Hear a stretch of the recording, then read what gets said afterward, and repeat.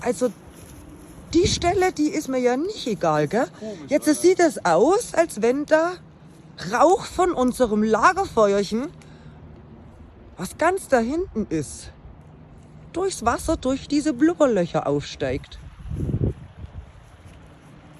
Also das schwelt so langsam nach oben. So sieht man das richtig gut in der Nahaufnahme. Und das ist eindeutig Rauch. Also Luft, Rauch. Kein aufgewühlter Schlamm. Weil der sieht nämlich anders aus, der sieht so aus.